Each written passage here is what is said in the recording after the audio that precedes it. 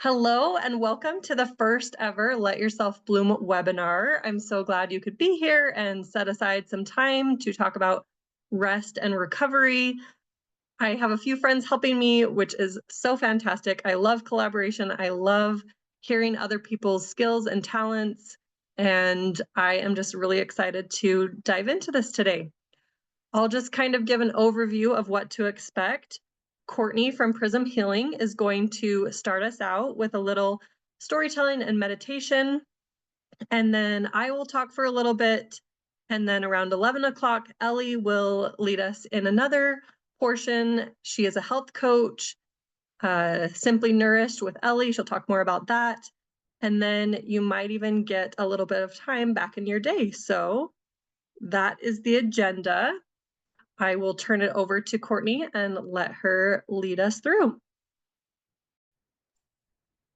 Hi, thank you for letting me join you. I am excited to share I have pieced together a couple of stories that I have come across that I think would be perfect for the topic today, rest and recovery, which is it's actually a perfect time of the season. I'm a pagan folk witch and I love to incorporate the seasons and the wheel of the year into everything that I do. So, it being winter and coming into spring, we're in a really good time of the year to reflect on the sun coming back and what that means for us, how that's going to affect us and how we feel. Um, and that brings me to a great story I came across a few years ago in this book called Sun Stories. So I can reference Carolyn McClure Edwards as the author. But I'll just sort of summarize or paraphrase it a little bit. There's a great story in here from the Cherokee people, and it talks about mother son. And I think that's interesting in and of itself because in a lot of folklore that I know in the Celtic tradition, usually the sun is masculine and the moon is feminine. So this is kind of a different play on that. But mother son and daughter son are in the story. But mother son is incredibly frustrated because she's kind of complaining to Moon that the people on Earth, the little people they call it, are always worshiping the moon, always looking at it full face because they can view it without it hurting their eyes. So the moon always gets all this credit for being beautiful and everyone loving the moon. And the sun, mother sun, she's so frustrated. And she's like, those ugly people that live on Earth and they never love me. And so she gets kind of mad and she decides to kind of scorch the earth. And she's not allowing rain. She's not allowing clouds. She's just going to beam her sunlight onto the earth, and she goes to her daughter's house for lunch. I guess they have a tradition where they eat squash soup for lunch, and son daughter is telling her, you need to calm down. This is we should be taking care of the people. It's our job to take care of the people. And mother son is just kind of, why should I take care of them? They don't worship me. I'm not going to worship them. And she's just upset. Um, and then there's a whole slew of events where the people realize their mother son's trying to kill them. So they have to kill her first. And they send these different snakes to her door to bite her. And she steps over them, she bypasses them. And then finally, when she's having lunch one day with her daughter comes out first on one occasion and gets bitten by the snake, and the daughter is the one that's killed. And mother son is so upset, she starts to cry tears, and the tears flood the earth. And they're like, now it's too much water, and it's just uh, causing problems again for the people, and they don't know what to do. And there's a lot more to the story where the daughter who wears a red dress, she ends up becoming a bird, the red breast robin or the red bird in the story. But the part that I love most about this story is the excess of sunlight, the people are dying, and then the excess of rain, the people are dying, and then finally they decide, let's sing to mother sun, let's get out our drums, let's dance for her. and they start to dance. And she realizes as she looks upon them how beautiful they are and that they are worshiping her, and that she begins to shine for them again in appropriate amounts. And the reason I love this story for the connection to rest and recovery is because oftentimes we see the sun as a masculine symbol, but more in line with productivity, efficiency, um, getting stuff done. You know, the sun provides us with the energy we need. It gives sunlight to the plants, and then we eat the plants, and then we get the energy we need to go, go, go, and do all day long, right? But when that is out of balance, when we don't have the right amount of time for, let's say, water, which is a more feminine symbol, or the moon, which controls the tides and is the authority figure on the darkness and nighttime, which we have more of in the winter. So a difference between daylight and night, the difference between the summer and the winter. It gives us or teaches us the concept of balance in our lives, that when we are all sun, or if you prefer to associate with the masculine energy, you don't have to, but either way, when it's all sun, it can scorch the earth. It becomes, this is what we call burnout. This is what we call, like, we have put way too much expectation and obligation on ourselves. We have filled our schedule because we thought we were being really productive and efficient. But when we do not allow enough of the rest and digest state of mind, the calm, the darkness, the soothing, uh, feminine and emotional caretaking energy that we need, we will be like the people of the story. We will be in burnout. We will be in too far one or the other.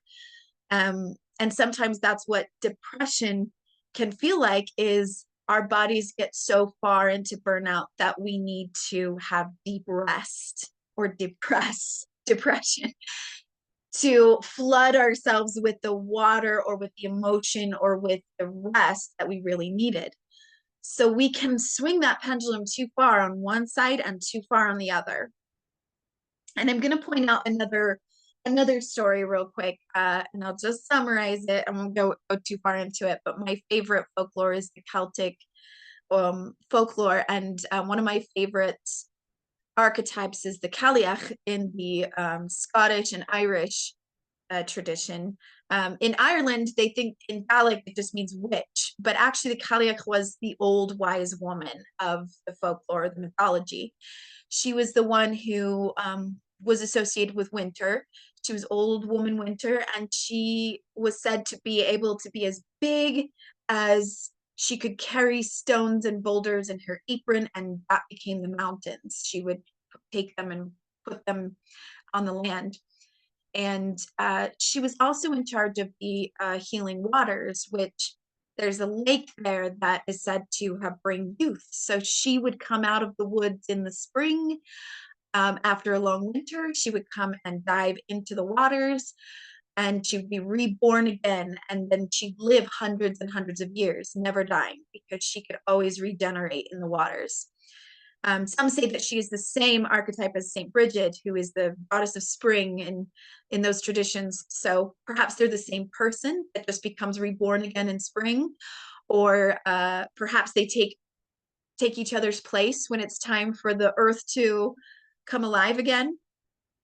But in the story, she has a well that she drinks from, and she has to replace the top of the well before sunset, or it will flood the earth. So many floods in our mythology. Have you noticed that we have to like cleanse the earth with flooding? Anyway, so she, at one point in the story, she goes to the well of healing waters, and she sees a patch of moss, and instead of putting the capstone back on the well, she falls asleep.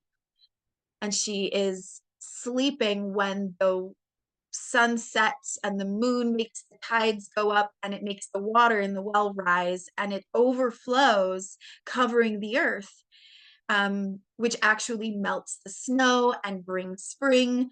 But it turns her into stone, and she becomes just a stone, as Caliachs do when they die. But she is a great archetype and story for the idea of rest, because she needed to stop and rest. And it's a story of death and rebirth, which our rest and our recovery are that same cycle that we see in mythology. And those mythology stories are really powerful. They teach us a lot about our lives and how we can use those concepts as almost like scripture, as proverbs, as things that we can take and acclimate to in our own lives. How am I out of balance? How am I not allowing myself that death cycle, the rest, to be able to be reborn again and have the energy and the motivation and the enthusiasm to do what I really want to do, what I really need to do, right? So that's my take on how the stories can be a part of this topic today. And so now I'd like to guide you in a little meditation. So if you're at home and you're capable of being able to just rest your back against a chair or get to where you're comfortable, and I would like you to uncross your legs and make sure that your feet are planted on the ground so that you can have a connection there with the ground, with the earth. And as I begin the drumming, hopefully you can hear the drum. If not, just imagine that you're feeling the vibrations of the drum.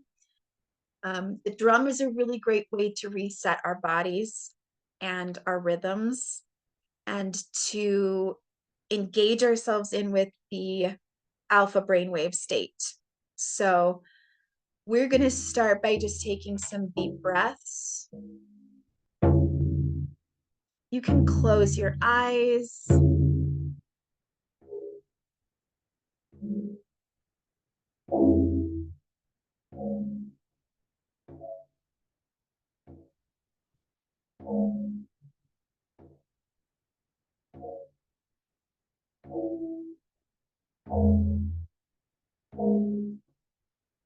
As you take your breaths, each exhale, I would like you to focus on a part of the body that feels tense,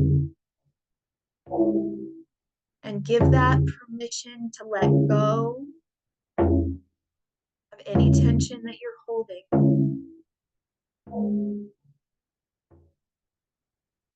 Breathing out the tension and allowing your shoulders to drop away from the ears. Let your jaw muscles relax. Let your hands fall open on your lap.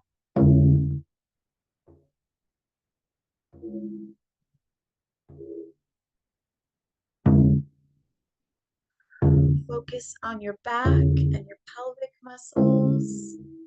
Imagine that the muscles are just melting away from the bone.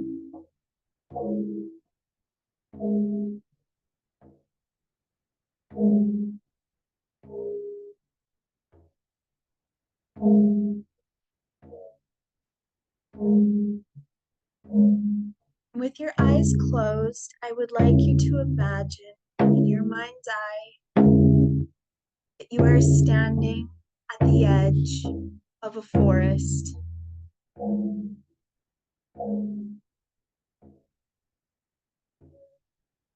The sun is shining.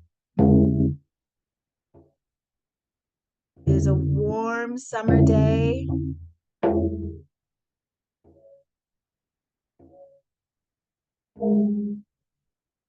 And those beams of sunlight shining on your face feel so good and welcoming.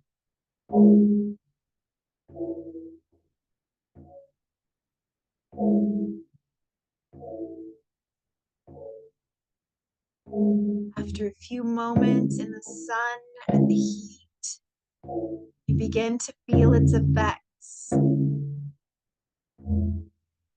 Feeling more tired, feeling more sweaty. As you look into the darkness of the forest, it seems very comforting and welcoming. Give you an opportunity to cool off. You see a nice path leading you into the woods.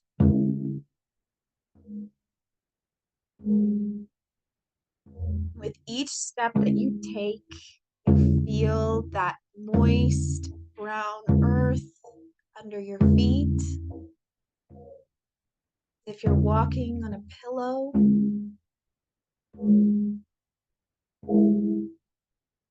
is cool and refreshing.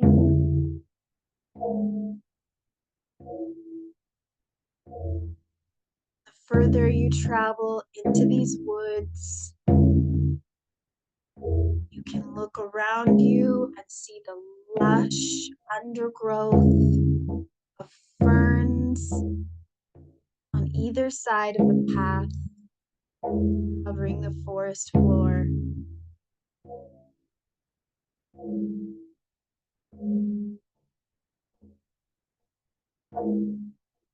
The trees are tall and thick, giving a feeling of dark green overcast.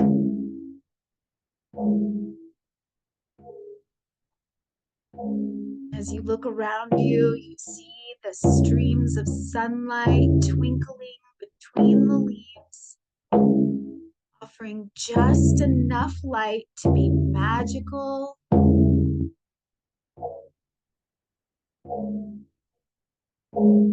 Give the plants the sunlight they need and to guide your way on the path.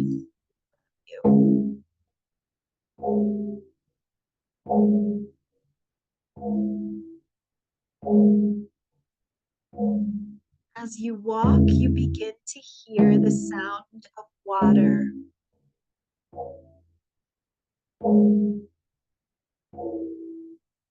Take the path towards the sound.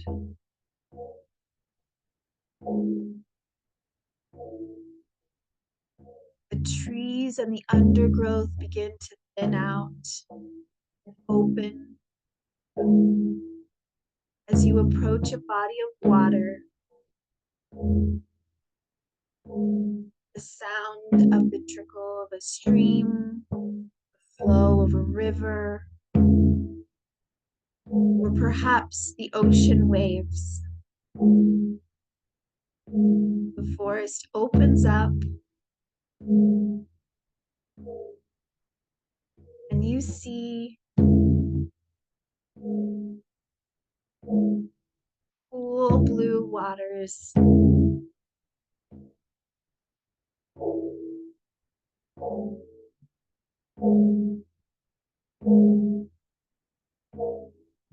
In the hot sun, the waters are a welcome break, cool and refreshing. You might see yourself take a dip. You might put your feet in. You might cup your hand and gather the water, splash it on your face, washing away the sweat and heat.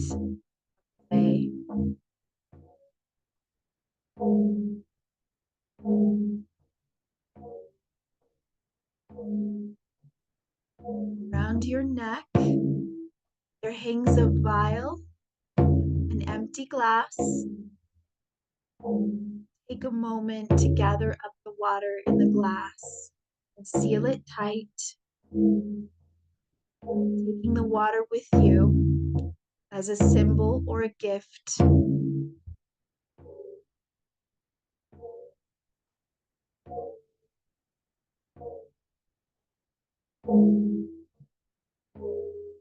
Make your way back on the path towards the beginning of your journey.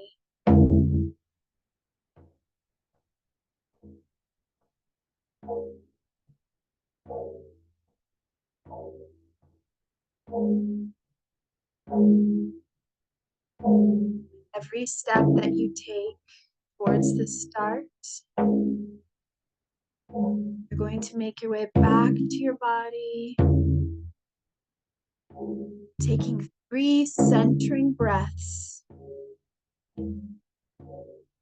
I count you down. 5, 4,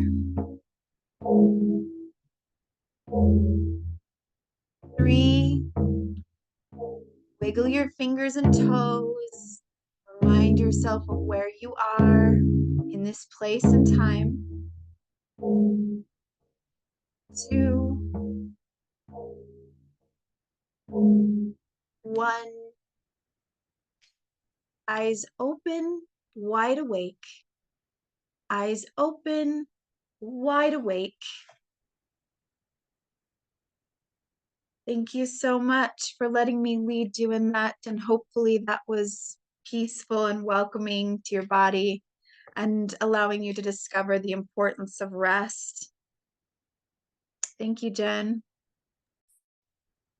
Thank you so much, Courtney. Every time I do a visualization like that, I get better and better at following along with the meditation instead of letting other thoughts creep in. So thank you for helping us practice resting and really sinking into our bodies. So thank you. Okay, now I will talk for a little moment just on rest and recovery and the differences there. Let me share my screen.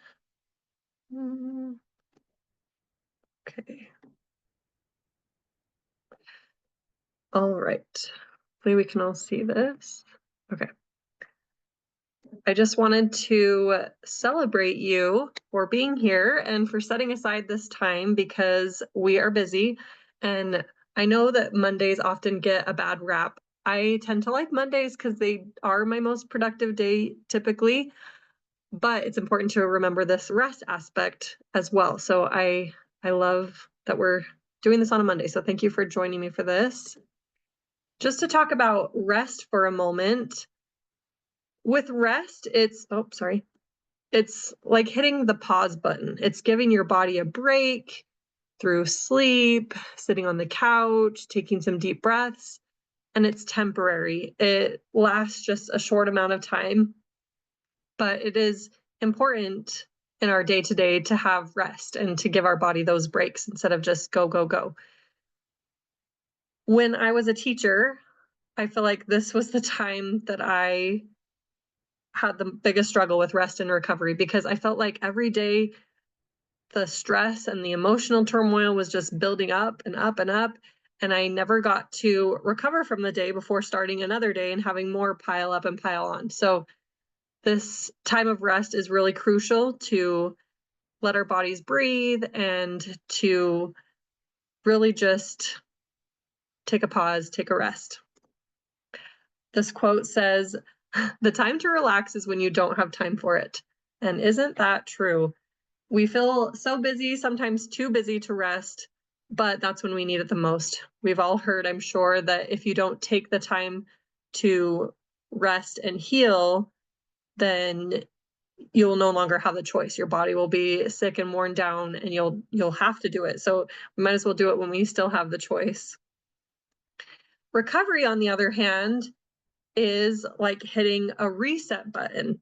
I love Courtney's stories because they really illustrated the difference between rest and recovery, especially with that second story, the renewal of the earth almost as the earth flooded. Replenishing your body is what happens with recovery. It's healing, it's on a deeper level, moving your body, it's more intentional. I love how with our lives, we need to have an equal amount of work, play, and rest. And all those together will help us recover.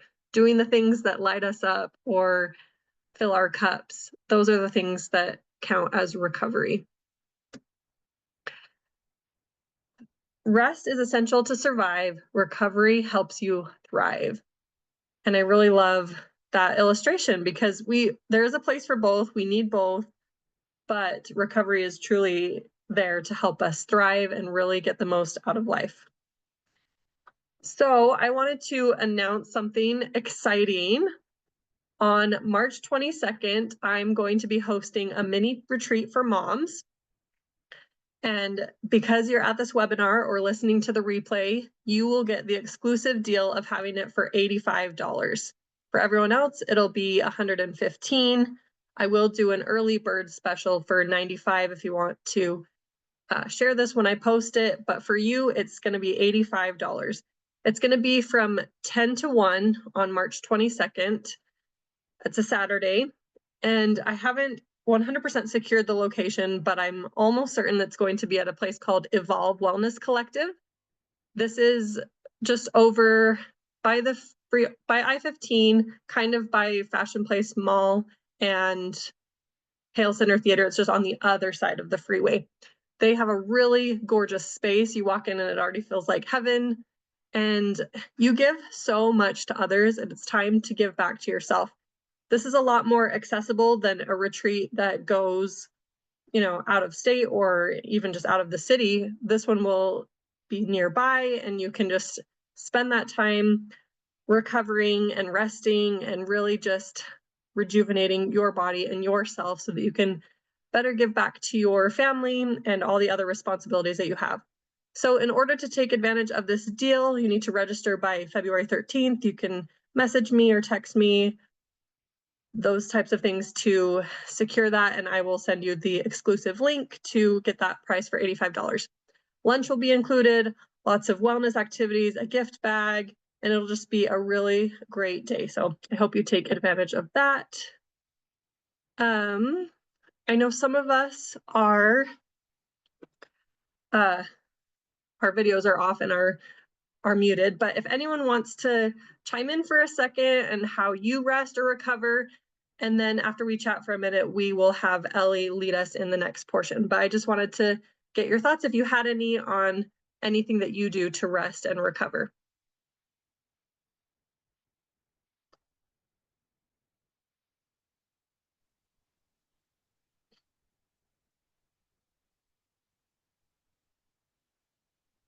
I'm staying quiet, Jen, because I'm about to share mine. So that's the only reason I'm kind of holding back a little bit. But I feel like breath is a huge one for me, and just being able to tune into the next right step that I need, and helping to get really present. And so, yeah, I'm going to stop because I don't want to give all the good stuff. Yes, no, that's a great one. I'm so glad you brought up breath. I've recently done a few sound baths, and those are so cool just to really tune in and be present. And yeah, like I said, I'm working on that. Thoughts come in and I just try to gently push them out because that's our brains these days. So I was actually going to say I kind of have to force myself to do rest and recover because as moms, our schedule is always chaotic. And if you don't plan ahead for something, it automatically gets just destroyed. And if something's not in concrete, or if reality is if I'm not paying for something that I can't just cancel or not show up for, it is always the first thing to go when it's related to my kids or work or something else. So my husband and I both agreed a couple years ago that we have a massage pass, and we pre-schedule it every 2 weeks, and we both take advantage of it because it is the only thing for our sanity to be able to be locked in a room. We're not allowed to be on technology. We're not allowed to answer our phone. And it forces us to be mindful, or at least forces me to be mindful in that moment of how I'm feeling more so than anything else. I mean, I try and exercise and I try and do yoga and all the things, but because I'm paying, especially paying more for my time, I don't cancel. And it's one of those things that we've kind of both agreed that we both need. And so yeah, so that's what my husband and I do, because obviously kids, work, life just takes precedence, and then we're always the first ones to give up our things when kids or work or anything happens. I think it's just the mom guilt of everything anyway, but we're always the ones to first give up whatever we had planned. Yeah, I love that. I love how you schedule it in and it's a commitment. You pay for it, you're committed. And I feel like when I schedule time for myself, I find reasons to cancel or excuses or things, because I've tried just blocking out time like, oh, this is for me, but I can't keep that commitment all the time. And so I love how you kind of do that with another person, like with this massage place and with other accountability so that you really keep that commitment to yourself. I love that. I mean, I've had book club on the calendar for 6 months and I've never made it because it's just one of those things that doesn't require anything. But if I'm being penalized for not showing up to something, 100%, I will be there. Yes.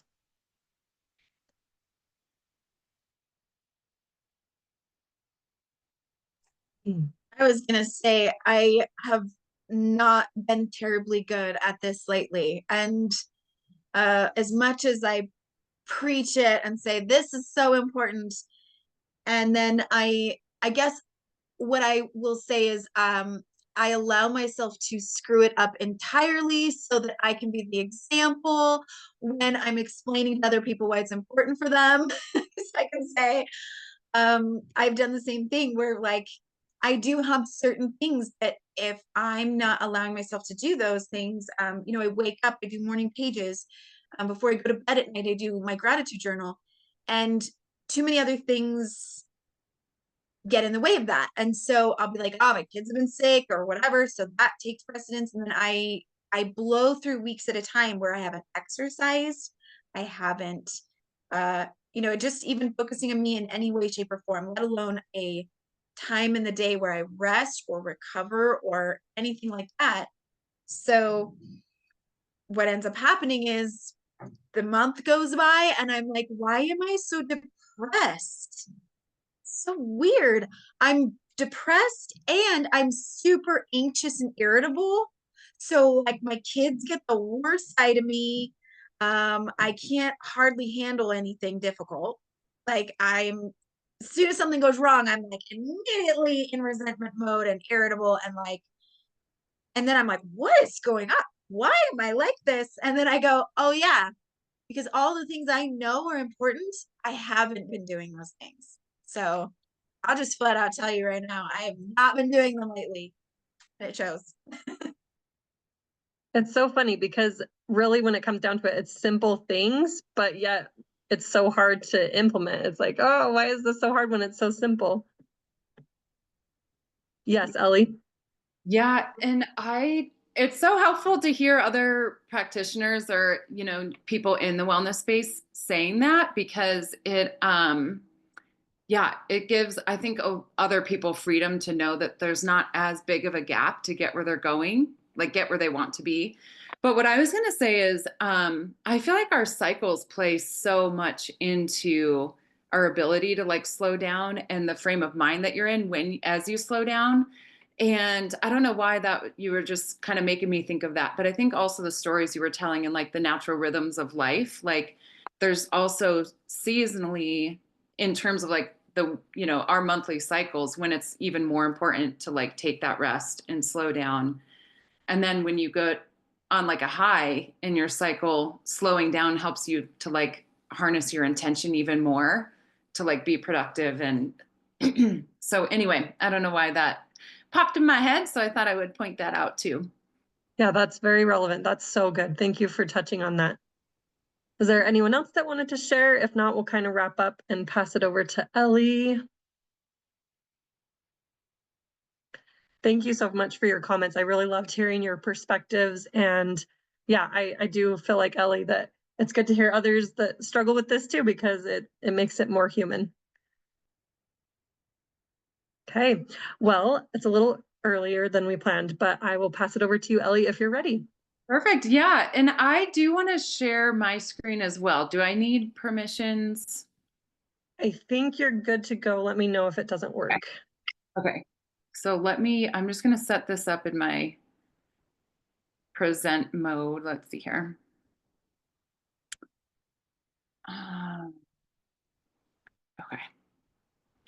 So you guys will have to tell me if I get this right on sharing the right screen.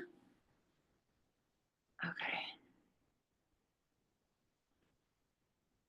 Okay, can you guys see this? Yes, we can see that. Okay, perfect. So I wanted to include just a couple slides with what I wanted to share. So my name is Ellie, and I'm a health coach and intuitive eating expert. And I'm so excited to talk about this because I'm someone who's extremely goal oriented. And I'd love to know if any of you guys are, put that in the comments too, or just, let me know. But rest was very counterintuitive for me. And I think it is for a lot of us, kind of like Courtney was saying, like it's hard to embrace that, knowing that and trusting that it's actually going to help you move forward faster in what you want. So the picture of me on the left is a version of me that was really not okay with rest, not okay with slowing down, not okay with really being with myself. And instead, I also didn't know how to really practice healthy habits. And so I gained the freshman, 15 to 20 in college, and then was desperate to fix it and to get back to a body that felt comfortable. And I thought that picking up a quick fix would just help me get there, and that then I would be able to rest and enjoy who I was and the way that I moved through the world. And so clearly that did not work, but I share that to say I've been through both. And the version of me on the right from about 18 months ago now is the version of me who does include rest and recovery into my routine. Trust that one step at a time is the way to make progress in life in any goal that you set. So I view a lot through the lens of the way someone feels in their own skin, but you can apply these to other things that you are working on as well. So anyway, that's kind of my own story and evolution. And now I'm so thankful to be able to pay forward so many lessons learned through life experience, and then also as a certified mindset coach and health coach. So we are going to just jump right in. Let's see how I can get here. Okay. So one thing that I wanted to highlight, and that I didn't want to give away too early when we were just kind of chatting, but I think one of the most powerful things about slowing down and prioritizing rest is it gives you greater clarity on what the next right step is for you. And what I mean by that is it gives you the ability to really tune into your body and really knowing, like, is what I'm needing right now a physical, something physical, something emotional, something spiritual, through the lens of, like, through the health coach lens. I think often it can be as simple as, like, simple and complex, but in terms of, like, story, it can be as simple as, am I physically hungry? Am I emotionally hungry for something? Or am I spiritually hungry for something? And slowing down enough to notice, like, what is it that we really need in these moments, can make a really powerful impact, or have a really powerful impact on the way that you experience moving throughout your day to day. So with that, I wanted to bring you guys through another kind of meditation, but Courtney's was so beautiful. I'm really glad that this was the exercise that I had planned. So I know you guys are feeling calm and collected and present. This is a very straightforward way for someone who's new to meditation to come into their physical body and get really present quickly without without overthinking it, really. So what I want you guys to do is look around your room, and I'll do these with you wherever you're sitting, and notice 5 things that you can see. So I'm doing that with you. And you're just kind of scanning and just taking it in through your eyes. So I see a lot because my kids have stuff everywhere. And so the next one is 4 touch. So 4 things that you can hold. So I've got, like, a lip gloss here. I've got my phone here. So that's 2, the table. Feel my chair. And then 3 things that you can hear. So I've got, I think my heater's running. You guys can hear my voice. Tap my toes on the floor to get a 3rd one. And then 2 things that you can smell. So there's probably like a natural smell in your room, wherever you are, or car if you're catching the replay driving.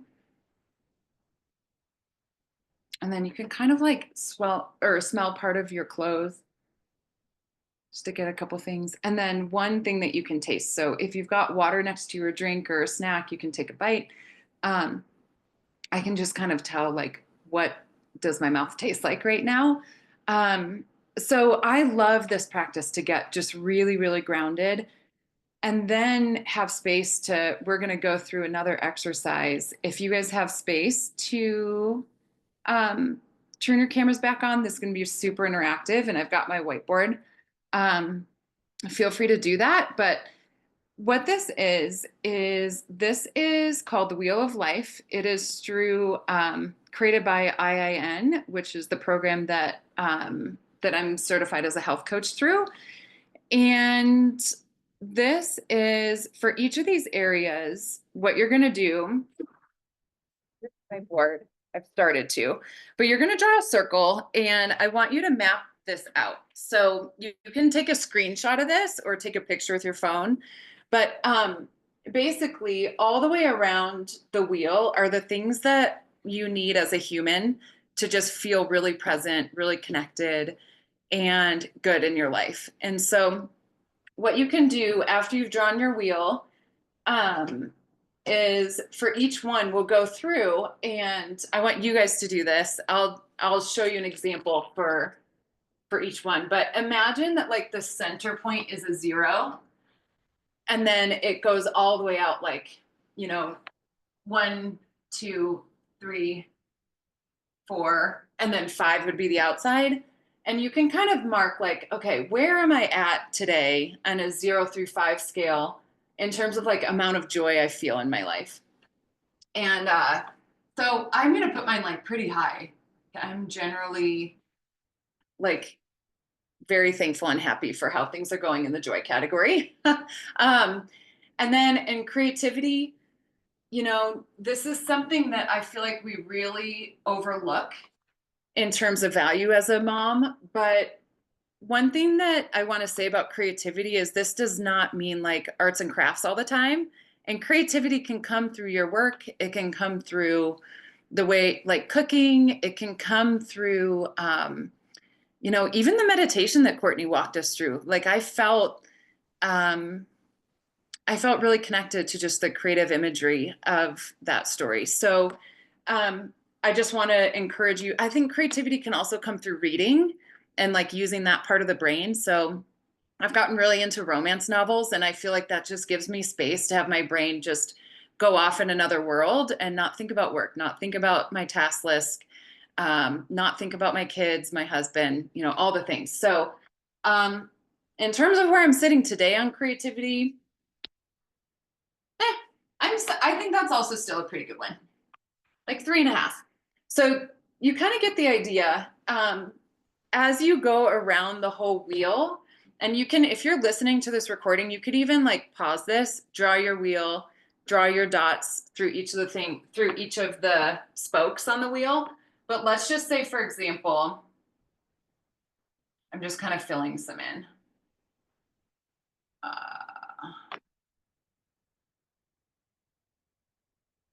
Okay, so I just like hypothetically put some dots around, but then what you're going to do is you're going to connect them.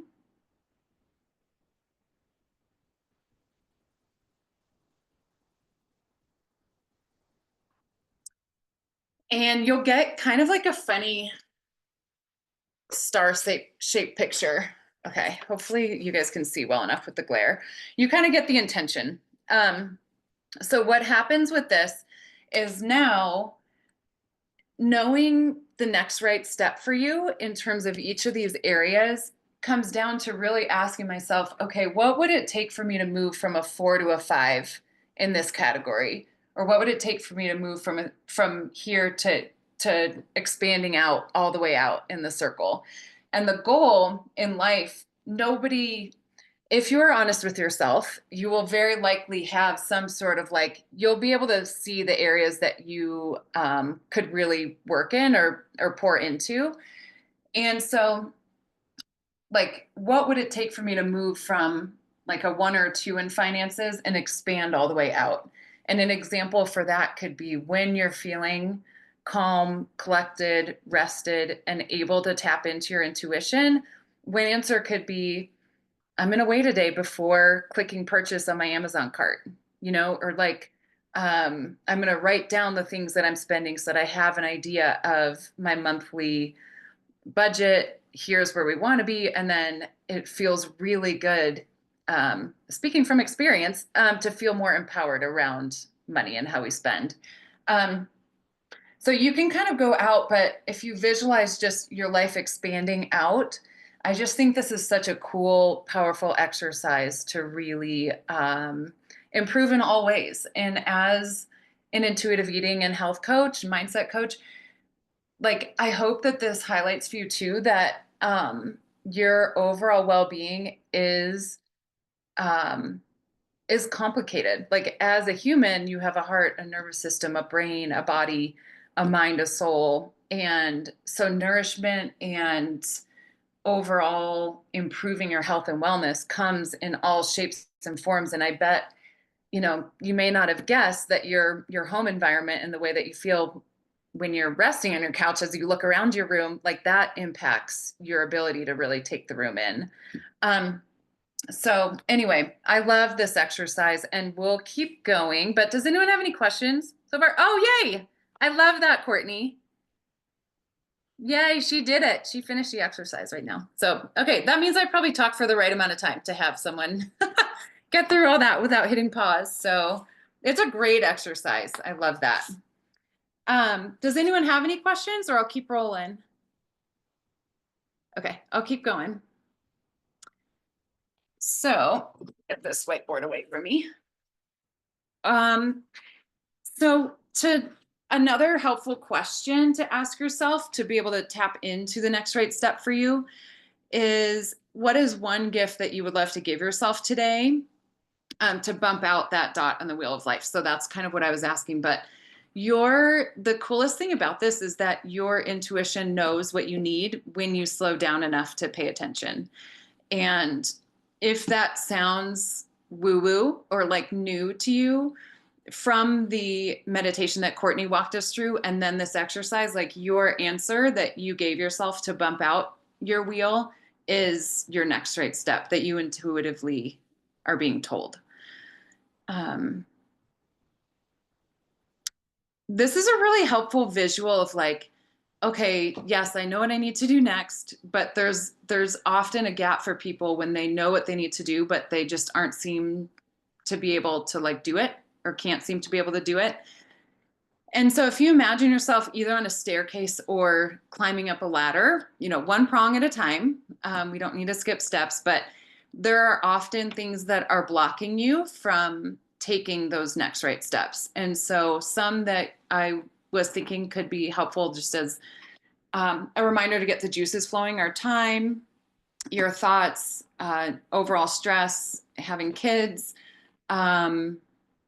What else do you guys think, for those of you that are here right now, like, are there other things you would add onto here? I think thoughts / belief is a big one. And for me, slowing down and taking rest, often my brain tells me it is not productive. And so then I'm like, okay, yeah, I'm on board with that thought, and I keep going and getting stuff done. But knowing that your brain is telling you things to keep you moving with what it thinks is best for you is a really helpful skill to develop. Anything else? It could coincide with thoughts and beliefs. But I recently had a mentor tell me that shame we think of as a emotion, but actually it's the lens in which we see ourselves, in which we experience the emotions. And so, I mean, it could go hand in hand with that, but But it could deserve its very own spot on the blocks of what stop us, because we might be operating under the belief that we have to prove ourselves worthy, or that we have to prove that we're good, rather than believing that we are, and then just kind of getting mixed up in feeling shame, feeling as if something's inherently Totally. wrong with us. Yeah. Oh, I love that one because yeah, there's a lot of like natural thinking that when I have this certain result or when I get to this place or through the lens of body image, when I get to size X, then I have space for rest. But until then, I need to like squeeze onto my habits to get there, to make it happen.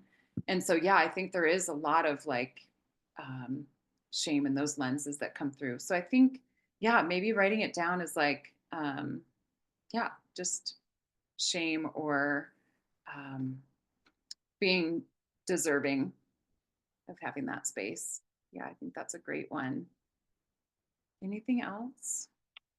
It kind of goes Another, along with stress, but even just our mood, like we do go in these cycles. And so sometimes it's really easy to be motivated and other times it's not. And so I don't know, maybe capitalizing on when it's a motivating time. I don't know. It's hard to get into a space that you're motivated if you're really not wanting to. It's hard to convince yourself that you're ready or wanting to.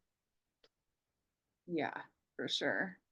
And mood is a big one. Like sometimes when on the lower points of my cycle, when my mood is naturally lower, um, and then my beliefs get brought down with that, and it's harder to believe like, okay, all the things that I want are actually on their way and I don't need to do more right now. And so that will kick me into overdrive to compensate. And yeah, and tuning in and knowing that about yourself, like I feel like now I've gotten to a place where I can be aware of that and notice like, okay, I'm shifting down because of this. So all the things that come through my brain I can dump out on paper and still choose the rest in an ideal scenario. um so yeah, I love the mood answer. Cool. Well, yeah, so becoming more and more aware of the things that get in our way from us to slow down and really take inventory on what we need is such a helpful way to bring in more self-compassion, more mindfulness around our actions. And all of these steps compound over time. So the more that you practice, the easier it becomes to keep going. So hopefully that encourages you in your journey. Tiffany might have had something to say. I did not even see. Who did? Tiffany, did you have something to say? Oh, I was just gonna say, sometimes I feel like when I'm overwhelmed with other things, if I piggyback on something else to make it a dual purpose, I'm more likely will let it, like silly as it is, like if I need the mental rest, but I also know I need to work out or I need to do something else, if I can, and it may be just the OCD overperforming mom of my brain, but if I can batch it and do two things at once, I'm way more likely to do it. It's kind of one of those things. So if I can do an evening yoga class and it's after the kids go to bed, but I can also get my stretch in or whatever else, that will be a higher priority, and I will be more aware of my body in that moment, so that it's not that other thing, well, I need to do this at home or whatever, if I can double up. Yep. Cool. Yeah, I think that's so good to be aware of what works best for you. And there's, that book Atomic Habits where he talks about habit stacking. And so yeah, if there's something you're already doing really well, like chaining something else in there is such a powerful way to like expand on the things that are already working well. And even taking the step to notice what's working well. Because half the time I feel like we don't appreciate that and then keep going. So I love that you mentioned that. How old are your kids? I have a 10-year-old, a 4-year-old, and 18-month-old twins. Oh my gosh, how exciting. Or Yeah. chaos, Yeah. whichever way Well, you yeah. want to look at it. We are Yeah, an in 18 a month. difficult stage right now. The twins are a lot right now, but they're easier than our 4-year-old at the same spot. So it's just, I mean, Jen and Courtney have boys. They've been through it. Like that 4-year-old boy is really he's a struggle. Like I've got to work all day, and I sent grandma. I went and bought a family pass for Thanksgiving points so that grandpa could take him like every day this week, so I can just get work done and not have to have him home from Yeah. me. And yeah, it's that 4-year-old, the attention required to keep him occupied and happy is a lot. And then the twins are they're just everywhere. I know I laughed because, you know, my mom at Christmas was like, "Oh, you finally are losing your baby weight." And I'm like, "No, that's called stress and not eating because I can't sit down." It wasn't intentional. It was just we're at a point where the twins are everywhere and you can't pause for 5 seconds because they can't be occupied by any toy or anything for more than 5 minutes. And then you're also trying to figure out what the 4-year-old is getting into because he's smart enough to get Right. into everything and then talk his way out of it when he thinks he can tell you what you want to hear. Yeah. So it's just yeah, I know Courtney understands. It's a lot. And you know, good and bad, moms or whoever the primary caregiver is doesn't get a break until they're asleep. So like 90% of what I need to do in the day has to be done after they go to bed. Luckily, my kids have always slept well, so they have a 7 to 7 sleep schedule. But yeah, whoever that primary caregiver is, whatever it is, like during the day is not a time to do anything. It is during nap, if you can get them all to nap at the same time, or after bed. Yeah. Yeah. No, I hear you. I think 18 months to 2.5 were the hardest ages for me. And you've got two of them. Yeah, we've So yeah, cute though. They're lucky they're so cute at that age.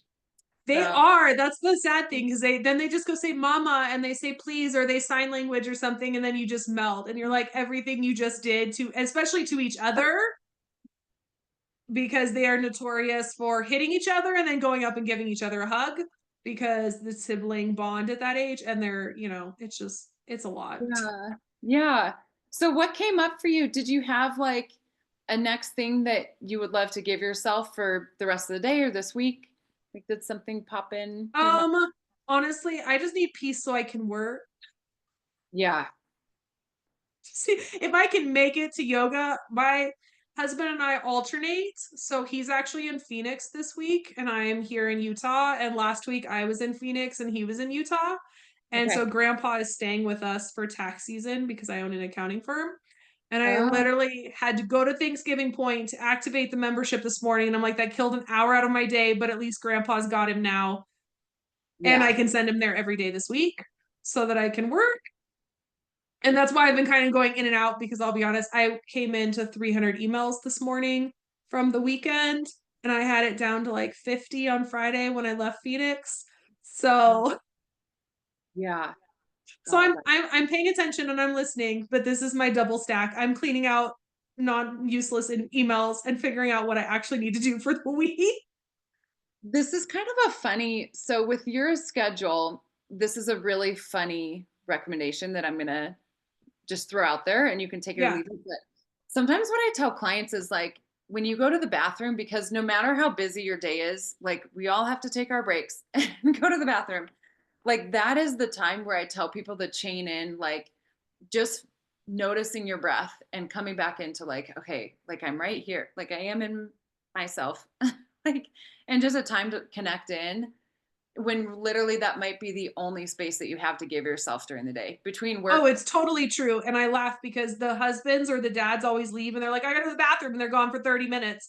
And I'm like, if I get 5 minutes without at least one child following me into the bathroom and wanting to talk to me, it's a miracle.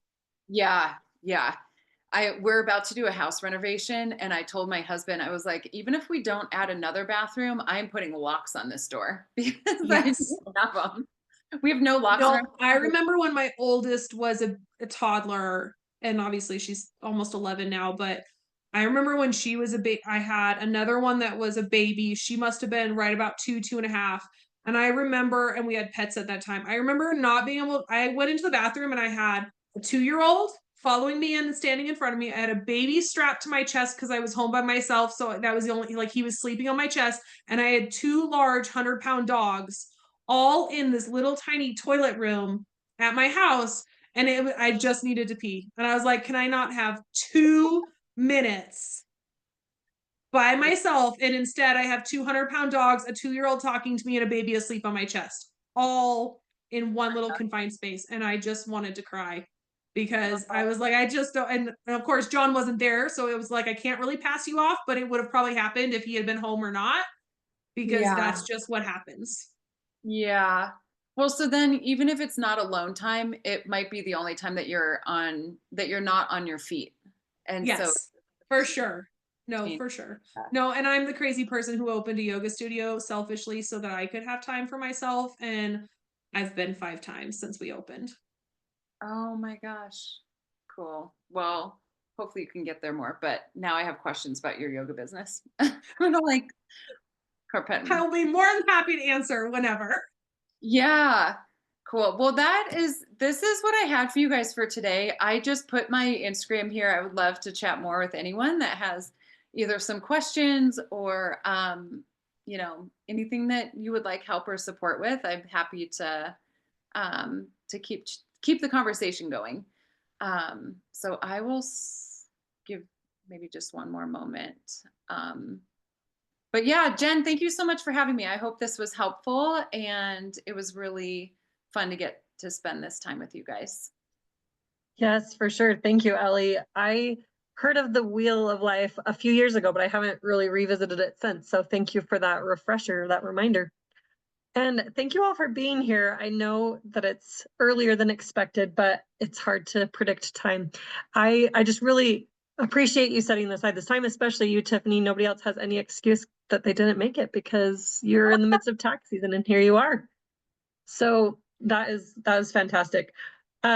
Yeah, I will give you back this time in your day. If anyone has any ending comments, we can end with that. But if you're really committed to this time, you can go journal or spend more time on the Wheel of Life or create a plan for your rest and recovery. But we can all do this together and get better at rest and recovery and get back on the right track of truly caring for our bodies. Thank you so much, Jen. And if anybody's Thank interested you. in what I offer, you can check me out, Prism Healing on Instagram, Prism_healing. And I have a podcast, Practically Magic, with a CK at the end of magic.